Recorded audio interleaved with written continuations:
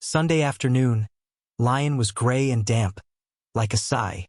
Alexander Whitmore stood in front of an old building in the Croyrouse district, where Elena had pointed him. Third-floor apartment, no elevator. The wooden stairs creaked under each step, echoing like memories from another time. He had never been in a place like this.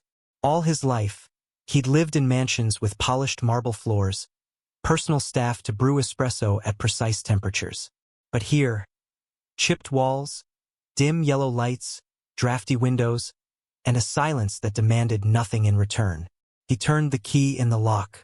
The door creaked softly. A scent of old paper and dust clung to him as he stepped inside, and a strange sense of familiarity, not from memory, but from the absence of it. This had once been the world of the woman he'd lost, but he had never belonged to it. Alexander moved slowly past the small kitchen, the dining table by the window. On the bookshelf, French novels, a few volumes of philosophy, and Chopin, an old printed piano score. He paused before a worn-out armchair. Next to it, a wooden music box with a hand crank. He sat down and gently turned it. Music rose. Nocturne Op. 9 No. 2. He closed his eyes. Memories didn't return as clear images. Only sounds and colors. Margaret's smile, the last time he saw her under the oak tree in Paris. The quiet refusal in her eyes when he asked her to wait. "Give me a few years," he had said. She simply smiled without promise. He opened his eyes. On the table beside the chair lay a stack of papers, in Margaret's handwriting. If Alexander is reading this, then I'm probably no longer around to annoy him. I'm not writing to blame you. I know you were bound by things greater than your own will. I just want you to know, I forgave you. Not right away, not easily. But when I saw our daughter smile for the first time, I realized losing you wasn't an ending. It was the beginning of something else. I never told Elena about you, not out of hate, but because I didn't want to teach my child how to resent. I wanted that if one day the two of you met again, neither would have to bow their heads to the years that passed. If you're reading this, please do one thing for me. Don't enter our daughter's life as a perfect father. Just come in as a man learning to live truthfully. That's enough. Alexander folded the letter, eyes wet though no tears fell. He didn't know how long he sat in that room. Only that for the first time in decades he wasn't thinking about power, fame, or legacy. He thought only of Margaret. And Elena. The next morning, Elena received an envelope with no return address. Inside was a single piece of paper with just one line. "Thank you for letting me see the part of life I once abandoned. It's no longer the past. It's the present unfolding. Whenever you're ready, I'll be here." Folding the letter, Elena looked out the window. The sky over Lyon was still gray, but it didn't feel as cold today. She touched the necklace her mother had left her, not as an ending, but as a guide. Forgive, love, begin. Alex didn't know when his evenings had stopped ending with financial reports and started ending with conversations with Naomi. Not in a glass-walled office, but in small cafes, community libraries, or parks where she took her students to read. She didn't boast, didn't complain. She just told stories. About sullen students who wrote beautiful poetry. About a boy expelled for fighting who now volunteered to teach younger kids how to play chess. About a life that wasn't easy, but still full of hope. Alex listened, truly listened, as if each of her stories was a puzzle piece from a world he had never lived in, but somehow wanted to belong to. One late afternoon, they sat together on a park bench. Naomi placed a hand on her belly, hesitating a little. "Sometimes I wonder what I'm doing. 2 kids on my own. No family nearby, nothing you'd call stable. Not everyone supports this." Alex looked at her, quiet. "You're not alone, Naomi." She turned to him, smiling faintly. "You don't have to say that. I don't need to be rescued." "I know," he said. "I'm not here to save you. I'm here because I want to be." Since learning Naomi was pregnant, Alex had changed in ways even he hadn't expected. He learned how to care without showing off, a special pillow for better sleep, baby care books, nutritious meals delivered to her door. Naomi often teased him. "You doing this out of guilt?" "No," Alex replied. "I'm doing it because I want your children to have a strong start. And you too." She looked at him, her gaze softening. "And you still think you're not saving me?" He smiled gently. "No. I think maybe you're saving me." Their bond grew quietly without drama. When Alex waited outside Naomi's school after class to drive her home. When Naomi scolded him for trying to buy a $2,000 baby crib. When they sat in silence together but still felt warm. But every world has its borders. And the first to remind Alex of that was Victoria Mercer, his sister, a board member of Mercer Holdings and the fierce guardian of family reputation. "What are you doing, Alex?" she said coldly. "A schoolteacher, pregnant with twins, unmarried, from the South Side? You think this family will accept that?" Alex didn't respond. Victoria took his silence as defiance. She went further, hired lawyers, investigated Naomi, and without telling Alex, met with her in private. Naomi recounted the meeting with calmness, but her eyes were clouded. "Your sister gave me a check to step away with dignity." Alex went still. "Did you take it?" Naomi smiled faintly and shook her head. "Not out of pride. I just wanted to know if you didn't say anything what that would mean." The next day, Alex confronted Victoria. They argued for the first time in years. Not about the company. Not about money. But about something Alex had never demanded before, the right to love someone who didn't fit the mold they'd made. After that, he didn't try to convince Naomi. He simply stayed. Every day. No grand romantic gestures. Just presence. Naomi still kept her distance. But one late autumn afternoon, when he waited in the rain, no umbrella, no waterproof shoes, she walked out, looked at him, and softly said, "I'm not ready to believe yet. But if you're still here tomorrow, I'll reconsider." Alex nodded. And he stayed. Tomorrow. And every day after. An early winter morning. The sky over Chicago was thick and gray, like a heavy blanket hanging low over the buildings. Inside Mercer Holdings, Alexander was leading a strategic meeting with over a dozen people, but his mind was somewhere else. Naomi was in her 7th month. Lately, she had been tired, her back ached, and she couldn't sleep well. He sent her custom meal plans weekly, hired a prenatal yoga specialist, even prepared a soundproof room for her to rest between classes. But it still didn't feel like enough. She was carrying a whole world and for the most part doing it alone. The vibrating phone startled him. He almost ignored it. But when he saw the caller ID, Chicago Presbyterian Medical Center, emergency call, his heart skipped a beat. He shot up from his chair without explaining to the room, without his coat, without his work phone. Naomi was in the hospital. Preterm labor. She was only at 32 weeks.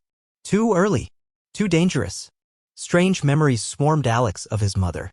A name, a faint smile in an old photograph. She had died giving birth to him. The rest of his childhood was a void. He drove through the city like air was running out. It was raining, cold, the roads slick. But this time, he didn't lose control. At the hospital, Alex saw Naomi on a hospital bed, pale from the pain, gripping the rails as if holding onto herself. She saw him and her eyes softened just a little, but enough to tell him she needed him here. "I'm here," he whispered, taking her hand. "I'm not going anywhere." The contractions came faster. The fetal heart rates wavered. A nurse spoke gently, like wind. "We need to do an emergency C-section. Now." A moment of fear flashed in Naomi's eyes. Alex pressed his forehead to hers and whispered, "You'll be okay. They'll be okay."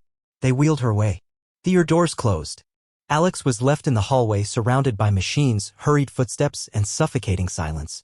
He had never felt so powerless. In business, he controlled everything. Here, he could control nothing except himself. He sat, stood, sat again, then stood, until a young doctor finally emerged, exhausted but calm-eyed. "Mother is safe. And..." He held his breath. "You have 2 baby girls." Alex followed the doctor to the NICU, neonatal intensive care unit. The space was cold, sterile, white. 2 tiny incubators lay side by side, inside them 2 fragile forms, wrinkled skin, eyes tightly shut, wisps of fine hair. "The one on the left is Luna, the right is Esme," a nurse said. Alex said nothing. He couldn't. He just stood there, placing his hand on the glass, watching the 2 delicate beings breathe through machines, wrapped in tubes, eyes unopened. Their skin color didn't match his. But love has never come in just one shade. In the days that followed, Alex never left the hospital. He took an indefinite leave. To the world, it was a shock. To Rachel, his assistant, it was unthinkable. But he didn't care.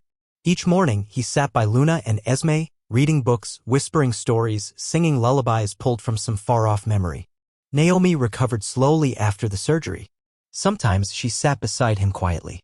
No need to speak because his presence had already answered everything that needed to be said. One day, while she slept near the window, Alex looked at Luna, smaller, weaker, but still twitching her little hand as if reaching for something, and he whispered, I used to think I knew what legacy meant. A company. A name. A product. But now I think legacy is you. Every tiny breath you're fighting to keep. Every day was a small victory, a weak cry, a finger twitch, a few drops of milk swallowed. And day by day, second by second, the heart of Alexander Mercer was no longer a machine of calculation. It had awakened. And now it lived for two names, Luna and Esme. The first weeks in the NICU.